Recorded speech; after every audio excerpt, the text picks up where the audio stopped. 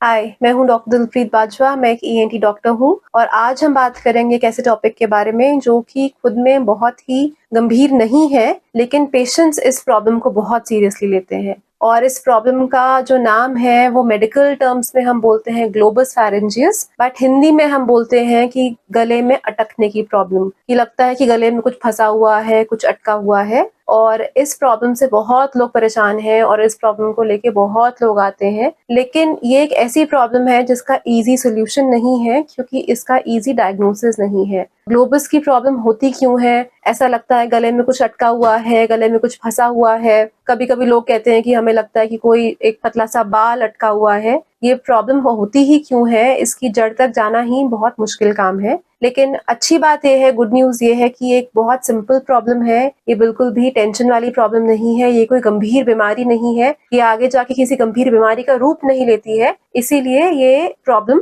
एक safe problem है। अगर आपको ये दिक्कत है तो आपको बहुत टेंशन लेने की आवश्यकता नहीं है।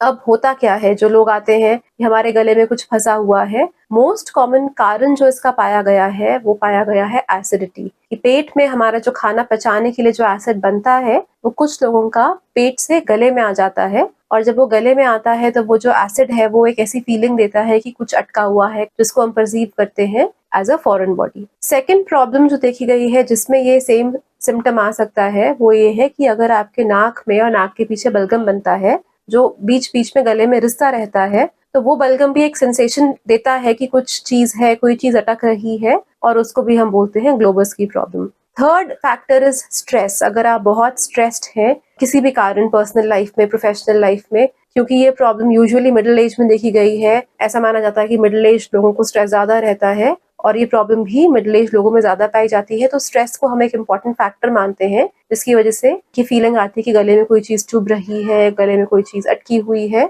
अगर आपको ऐसे सिम्टम्स है कि कुछ गले में अटका हुआ है, तो क्या आपको घबराना चाहिए? क्या आपको तुरंत भाग के एक ईएनटी डॉक्टर के पास जाना चाहिए या आपको एक गैस्ट्रोएंटरोलॉजिस्ट के पास जाना चाहिए? तो my answer would be yes, क्योंकि एक बार इवैल्यूएशन होना चाहिए कि क्या आपका जो ये सिम्टम है कि गले में कुछ अटक रहा है, क्या ये वाकई में कोई प्रॉब्लम का इंडिकेशन है या ये कोई बड़ी दिक्कत नहीं है। क्या आपके हाई रिस्क फैक्टर्स रहेंगे कि अगर ऐसा कुछ हो रहा है तो आपको आकर तुरंत डॉक्टर को दिखाना चाहिए। गले में अगर कुछ अटक रहा है, ऐसी फीलिंग आ रही है, इसके साथ में अगर खाना वास्तविकता में अटक रहा है, आपको पानी पीते हुए या कुछ खाते हुए दिक्कत हो रही है, दर्द हो रहा है, खाना पीना अटक रहा है, फॉरेन बॉडी सेंसेशन के साथ में आपकी आवाज में चेंजेस आ रहे हैं, आपकी आवाज बदल रही है, फॉरेन बॉडी सेंसेशन के साथ में आपका वजन कम हो रहा है, significant amount of weight loss हो रहा है, या फिर साथ में आपको सांस में दिक्कत आ रही है। चौथा है फॉरेन बॉडी के साथ में कोई विजिबल स्वेलिंग्स गले में आ रही हैं। तो फॉरेन बॉडी सेंसेशन का होना, साथ में दर्द होना,